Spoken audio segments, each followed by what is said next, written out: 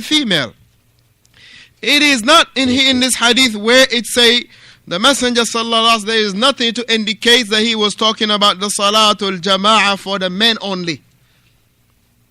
Right? There is nothing to restrict this hadith, but rather it is al umum. It is in this general. It has to be left upon its generality. The hadith was general, so it is to be left in its generality. So if the woman they are together, mathalan, alhamdulillah, sister have guests at her house, it's time for dhuhr, one of them called the adhan. One of them called the adhan. One of them called the adhan. Right? And of course, calling the adhan in a way that is befitted for them to call the adhan. And also establish the salah between them. Establish the salah between them. طيب. If they have the imam between them, alhamdulillah, meaning from them, among them, then she lead the salah, kadhalik. So this was a point where the Shaykh hafidhahullah opened a bracket between, in regard to the salah of the woman in the masjid or in the masajid. So we say it is permissible, right? Do not prevent your woman from going to the house of Allah. Do not prevent the slave woman of Allah, the slave women of Allah, or the slave girls of Allah, right, to go to the masjid. Right? Do not prevent them and prohibit them from going to the masjid. But their going to the masjid has to be upon conditions. Number one is they have to have permission from the husband. Number two, no perfume. They should not be having perfume. And the Messenger sallallahu alaihi wasallam, on his way to the masjid one day, he encountered two sisters or two sahabiyat going to the masjid, and they both had perfume on. The Messenger sallallahu alaihi wasallam asked them where were they heading. They said they were going to the masjid. The Messenger alayhi salatu wasalam told them to go back home and take a ghusl before coming back to the masjid. That is the hadith that the scholars mention about. They use it istidlal, and that for the woman that is coming to the masjid, she should not have no perfume. And when we say perfume, that is everything that is barakallahu fikum, and giving the person some type of nice smell or nice fragrance, right? Whether it could be those roll-ons or those sprays or those things that the woman, they will take it and they will tie it on their yirame, or on their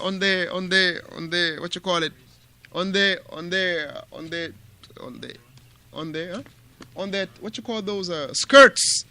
They would take some type of incense, right? They take some type of incense, right? And they will tie it on their skirts. So that will, barakallahu fikum, all the time, be smelling good, right? Or they will take some incense and they will put it on their clothes.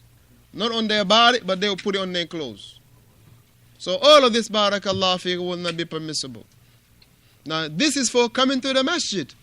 Then how about going to the store or going to a place where, barakallahu fikum, there is technically no need for it? So the woman, alhamdulillah, is not to be living in the house except by the permission of the husband. Except by the permission of the husband. So not the permission, as we mentioned, is not, I'm going to this place. That's not seeking permission. That is to let you know. And there is a big difference between letting a person know and seeking permission from it. Alhamdulillah, this is something that, mashallah, maybe also we, as striving upon the sunnah, insha'Allah tabaraka wa ta'ala, and we're not praising ourselves, but we're trying, bi'idhnillahi ta'ala, that we should also, alhamdulillah, share this with our wives, with our sisters, our mothers, and the likes of this, that they have to have what? The permission of their husbands before getting out the house. Now, one might say, okay, I got a job. What I got to do? Or my husband, he say, oh, wherever you want to go ahead and go. Don't ask me. I just give you the green light. Wherever you want to go, don't ask me. No, that doesn't work like that neither. But rather seeking, barakallahu fikum, the permission from the husband in regard to stepping out the house. And this is also, alhamdulillah, safety. This is safety for the woman for many reasons.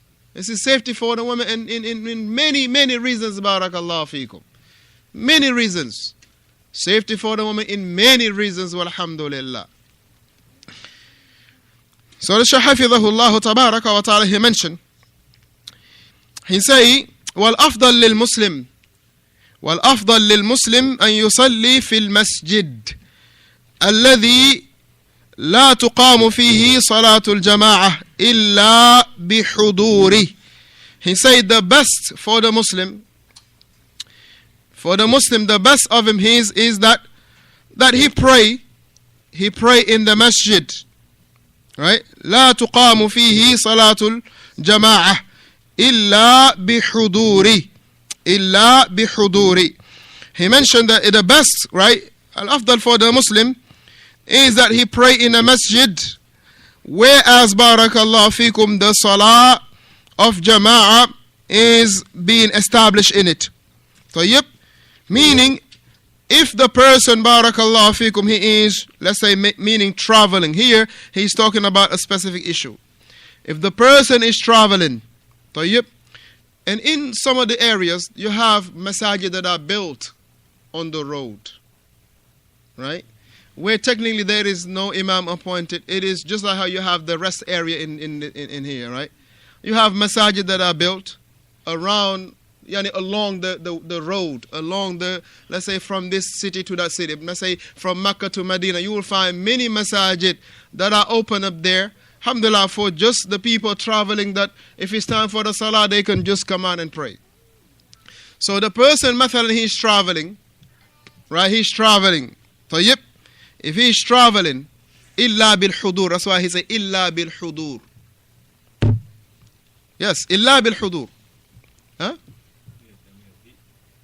No, illa bi hudurihi, meaning except him being, not being a resident. So if he's traveling, it is better for him to barakallah fihim go to those masajid, even though the salatul jama'ah is not established there. Even though the Salatul Jama'ah is not established in those places. Meaning, there is not a specific Jama'ah that is there. It is not a place where there is an appointed Imam or the appointed Mu'adhin. And it is open for when the people, they are traveling, right, they can stop and pray. But he mentioned, Hafidhahullah, he said, because in it, يَحْصُلُ بِذَلِكَ عَلَى صَوَابٍ. He say in regard to that, he will gain that which, alhamdulillah, is the reward. Meaning going to those masajid. Of course, if he is not traveling to go to those, what you will not call the neighborhood masajid, but those those on the road masajid, if I can call it like that. So he mentioned hafidhahullah, and he will gain from that to have this great abundant reward of amaratul masajid, of those who are the maintainers and the caretakers of the masajid. He say, فَقَدْ قَالَ اللَّهُ تَبَارَكَ وَتَعَالَى, as Allah has mentioned, إِنَّمَا يَعْمُرُ مَسَاجِدَ اللَّهِ, and only those who are the maintainers of the masajid of Allah, مَنْ آمَنَ بِاللَّهِ وَالْيَوْمِ الْآخِرِ, are those who they believe in Allah تبارك وتعالى in the last day. Surah Baqarah, verse number 18. Surah Tawbah, yes. Surah Tawbah, verse number 18. I say what? Baqarah? He says, ثُمَّ الْأَفْضَلِ, and after that, the best place now, the best place for him to establish the salah. He say, meaning the salatul jama'ah, he say, فِي الْمَسْجِدِ الَّذِي يَكُونَ أَكْثَرُ جَمَاعَةً مِنْ غَيْرِهِ, the masjid where there is more of a congregation. The masjid where there is more of a congregation. He say, لِأَنَّهُ أَعْظَمُ أَجْرًا, because it is greater in reward. It is greater in reward. So the second place to be prayed, where the salah is to be established, which is better, is the masjid where the salatul jama'ah is being established, and it is of a greater congregation. Of a greater congregation. But here, barakallah, if you understand one point, that here, the Shaykh hafidhahullah is not saying that if the local masjid is a masjid that is upon innovation, and they have many people, right? Then if there is another Salafi masjid around the corner also, then alhamdulillah, the preference is given to what? A Salafi masjid without a doubt.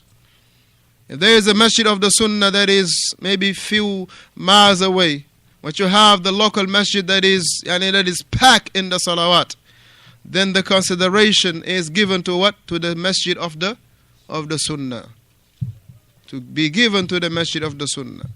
طيب. So understand, alhamdulillah, that it is important to give precedence to the masjid, to the masajid of the Sunnah, the masajid that are established and built upon, alhamdulillah, the manhaj of the Salaf, ridwanullahi alayhim ajma'een. So inshallah ta'ala, as far as the proof and evidence in regard to the virtue of the salah, or the virtue in establishing the salatul jama'ah in the masjid where there is a greater congregation, we'll be bringing bi'idhnillahi tabaraka wa ta'ala in our next sitting. That which, alhamdulillah, is the proof that Shaykh Salih al-Fawzaan hafidhahullahu tabaraka wa ta'ala bring from the hadith of Ubay ibn Ka'b, from the hadith of Ubay ibn Ka'b radiyallahu anhu wa arda. And this hadith, insha'Allah ta'ala, as we will cover it, is recorded or collected by Imam Ahmad and Imam Abu Dawood rahimahullah, and also in the Sahih of Ibn Hibban. Bi-idhnillahi ta'ala, we stop with this, asking Allah tabaraka wa ta'ala to grant us tawfiq and to allow us to see His face yawm al-qiyamah. If there was any mistake that I have done, jazakumullahu khairan, rectify me. May Allah tabaraka wa ta'ala rectify you. Ahsanallahu ilayk. Regarding about the permission, to grant permission for a wife. If my wife asks permission to go out, and I understand where she's going, it's a pre-mixing, and I understand her dress code is not appropriate, and I give permission for her to go, what's upon me at that point?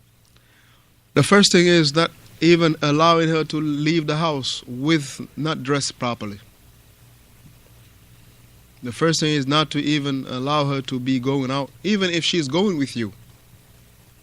Right? She is not to be going out without being dressed properly. Now, what is dressed properly? From the dress code of the woman, is that she gotta be dressed in what you call loose fitting. Loose fitting, the opposite of is what? Tight. She can be dressed tight. Like though, even the men, akhi barakallahu fikum. And it is so sad that you find a grown man having like some tight thobes, right? He got some thobes, like muscle thobes. Right? Having his t-shirt is almost like a t-shirt that Ahmed can fit. Right? A pair of pants that barakallahu fikum, so skinny that for him to take it off, he will need the help of somebody else to pull it for him. Now, this is really technically to be a slave of what? Of what is what you call it, the designers. You being their slave technically. And this is good. They go for both, alhamdulillah. So the woman has to, barakallah fikum, dress something that is loose fitting to the point that, alhamdulillah, her shape will not be shown. Her shape will not be shown. It's got to be loose fitting, and it cannot be see-through to the point that her skin will be shown. If she pray like that, her salah is invalid. Just like if she pray with a pair of jeans, right, that is tight on her, the salah is not valid. Because the awrah for the woman, barakallahu fikum, when it was asked to the Messenger sallallahu alaihi wasallam, he showed two things, right? That everything is the awrah but these two, the palm and the face. Tayyib, the palm and the face. So if she is wearing something where you can see her skin, you can see whether she is white or black, she is dark or caramel, right? You can see that. This is not barakah from the dress code of the woman. Number 3, she cannot be wearing something that is flashy. Something that can attract somebody, the eyes, a million miles. Let's say she's wearing